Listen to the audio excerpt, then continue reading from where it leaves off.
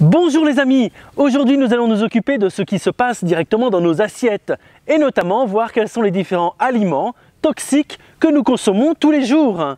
Outre le fait d'avoir des aliments très connus comme par exemple la rhubarbe qui a ses feuilles excessivement toxiques, on a eu des cas lors de la Seconde Guerre mondiale de populations anglaises qui ont été totalement intoxiquées en mangeant directement ces feuilles. On va voir que différentes parties des plantes que nous consommons actuellement peuvent tout à fait s'avérer toxiques. Mais attention, une plante toxique ne veut pas spécialement dire mortelle. En effet, la toxicité va avoir un effet néfaste sur le corps humain et va dans certains cas s'attaquer à une seule partie d'un organe ou tout simplement à son ensemble.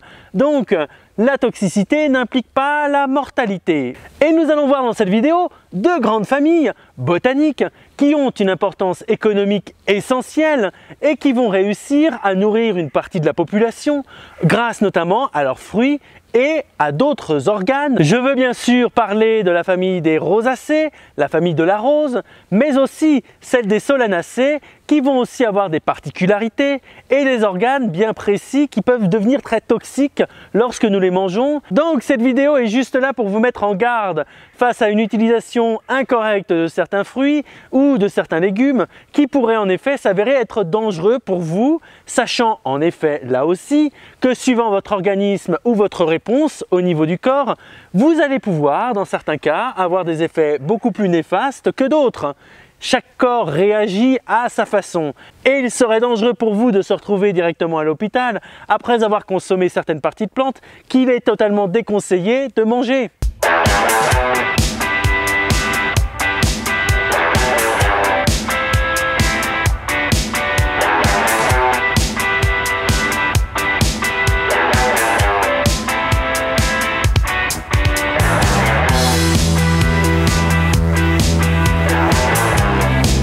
On commence notre tour d'horizon des différents fruits plus ou moins toxiques avec l'un de ceux les plus connus à travers le monde, qui n'est autre que la pomme. Et oui, nous sommes juste derrière un pommier et qui pourrait s'imaginer que ce fruit contienne des parties toxiques? La pomme n'est autre que le fruit le plus consommé en France, le troisième au niveau mondial, juste après les agrumes et évidemment les bananes. En France, nous produisons jusqu'à 1 500 000 tonnes de pommes par an, réparties environ sur 20 000 variétés cultivées. Vous comprenez donc que cela fait même partie de notre patrimoine culturel. La pomme est aussi importante que la visite de la Tour Eiffel par exemple.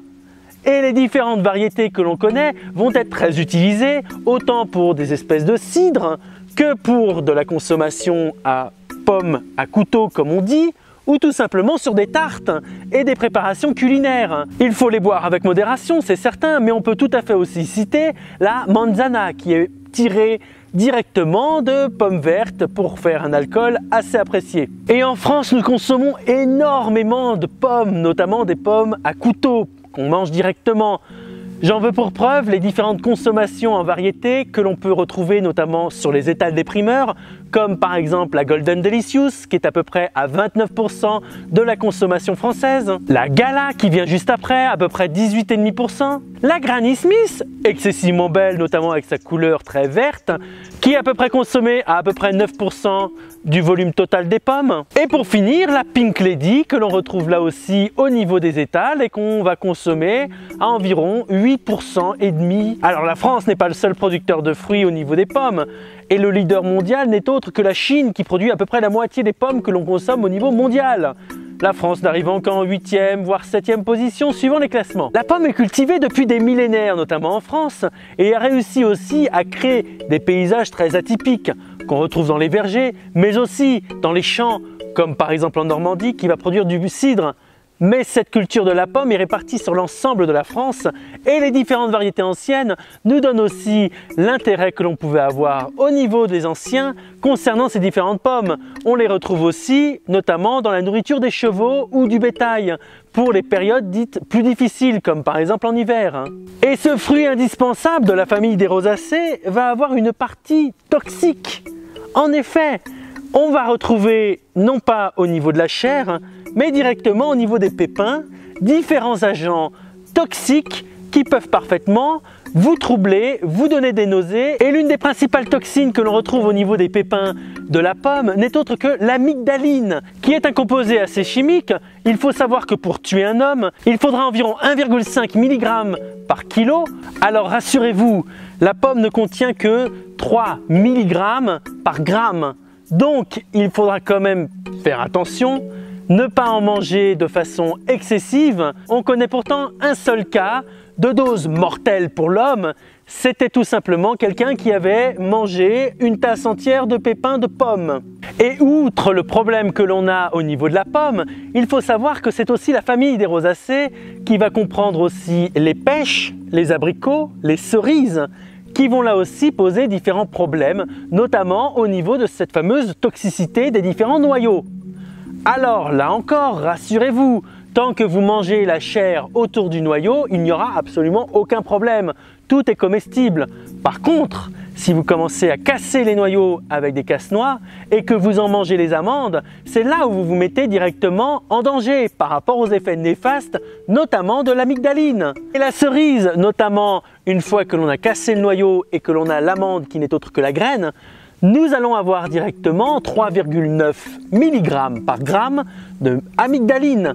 C'est donc un composé dangereux qu'il ne faudra évidemment pas consommer. On peut parfaitement aussi parler des abricots qui ont en général 14,4 mg par gramme. Et on peut aussi parler de la prune qui elle aussi est une rosacée et qui va avoir dans son noyau une graine qui contient jusqu'à 17,5 mg par gramme. Les prunes, pour ceux qui ne sauraient pas, peuvent tout à fait être illustrées par différents types de variétés, la Reine Claude, la Quetch, la Mirabelle. Et comme si cela ne suffisait pas, les différentes graines que j'ai pu vous présenter contiennent aussi une deuxième matière très toxique qui n'est autre que l'acide cyanhydrique. On l'appelle aussi le cyanure d'hydrogène et certains États d'Amérique l'utilisent encore pour les peines de mort. C'est vous dire la toxicité de cette molécule. Et toutes ces toxines que l'on peut retrouver dans les différents fruits des rosacées que l'on consomme tous les jours peuvent tout à fait avoir des effets plus ou moins néfastes suivant l'organisme mais aussi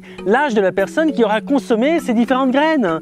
Et l'on peut parfaitement parler de ce cas d'une fillette de 4 ans qui, après avoir ingéré plus d'une dizaine de graines d'abricots, s'est retrouvée dans le coma après des vomissements et s'est retrouvée en hyperventilation directement au moment de son hospitalisation. Il faut savoir tout de même que ce sont généralement ces plantes qui vont être très dangereuses, notamment lorsqu'on prend les différentes graines et qu'on les broie. Car lorsqu'elles sont broyées, le principe actif des différentes toxines est libéré encore plus facilement dans l'organisme. Et le fait pour l'arbre de directement empoisonner ces différentes graines va avoir un effet bénéfique incontestable.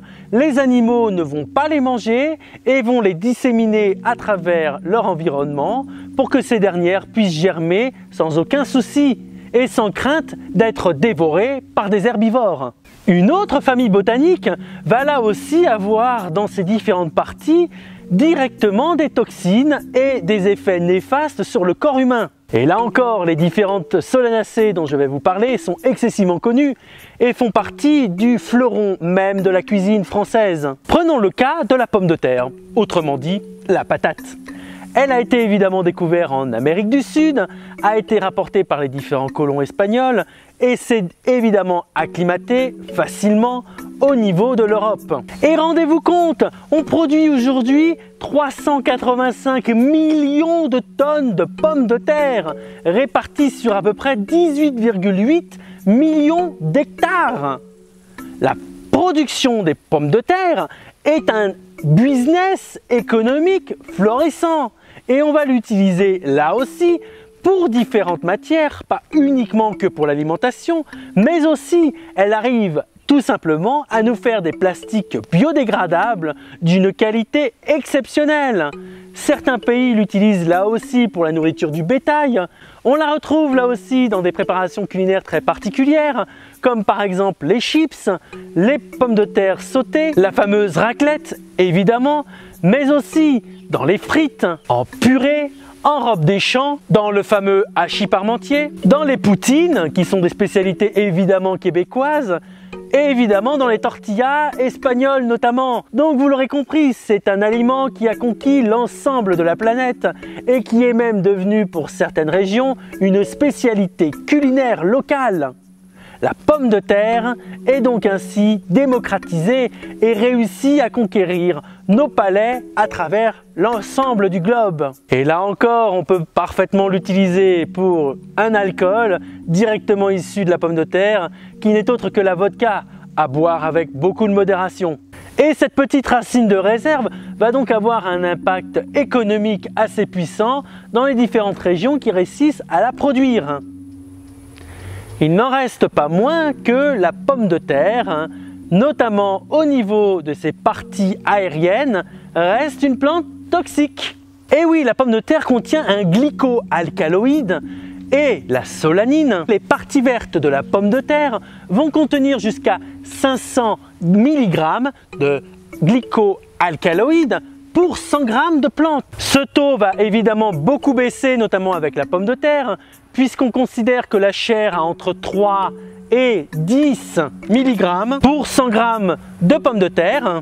Mais là encore, cette matière toxique, le glycoalcaloïde, va commencer à devenir véritablement dangereux à partir de 3 à 6 mg par kilo. Donc évidemment, là encore, ce sont les personnes les plus petites qui seront directement les plus intoxiquées par rapport aux effets néfastes de cette toxine. Et ce sont souvent les enfants qui vont être les premières victimes face à cette intoxication au niveau des parties vertes de la pomme de terre. Et suivant les différentes parties de la pomme de terre, le taux de cette toxine va énormément augmenter.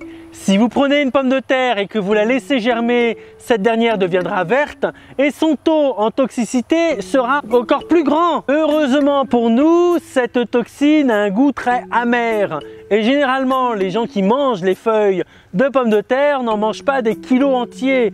Une deuxième plante excessivement utilisée, notamment dans la cuisine, va aussi contenir des glycoalcaloïdes. C'est tout simplement la tomate. Et en France, nous en produisons tous les ans un peu plus de 580 000 tonnes. On la retrouve évidemment en salade, mais aussi en tant que préparation dans des soupes et évidemment aussi dans les fameuses tomates farcies. Et l'on va se rendre compte que suivant la partie de la plante, la toxine ne va pas être dans la même concentration. Ainsi, les jeunes tomates, lorsqu'elles sont encore vertes, ne vont pas avoir le même taux que les tomates totalement mûres et rouges. Ainsi, les tomates mûres vont avoir un taux excessivement bas.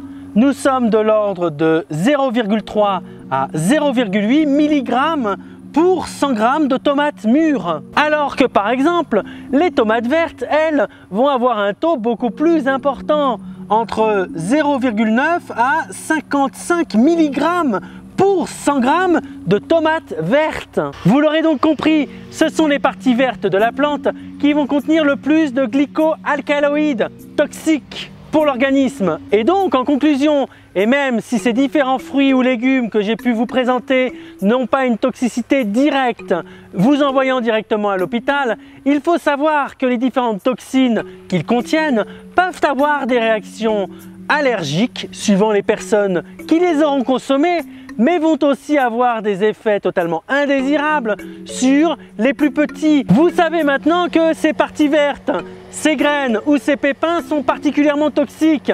Vous saurez comment réagir face à la consommation et à la réaction allergique de ces différentes plantes qui ne sont évidemment pas totalement anodins. Faites évidemment excessivement aussi attention à vos différents animaux de compagnie pour qui vous donnez des pommes, des fruits, voire même des tomates, car ces derniers peuvent tout à fait être beaucoup plus intoxiqués que vous face à ces différentes toxines du fait de leur petit poids, évidemment, qui peuvent tout à fait induire des morts face à ces consommations de toxines, mais aussi face évidemment à leur réaction allergique par rapport à certaines plantes. Donc cette vidéo a été faite pour que vous soyez moins négligents par rapport à ces parties de plantes que l'on consomme tous les jours et qui peuvent s'avérer être toxiques.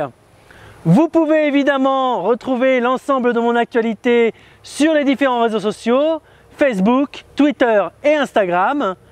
Me laisser un petit commentaire ou réagir directement avec moi face à cette vidéo sur mon forum zygop-plante.com et vous pouvez là encore vous abonner pour suivre l'ensemble des différentes vidéos que je peux faire sur le monde botanique.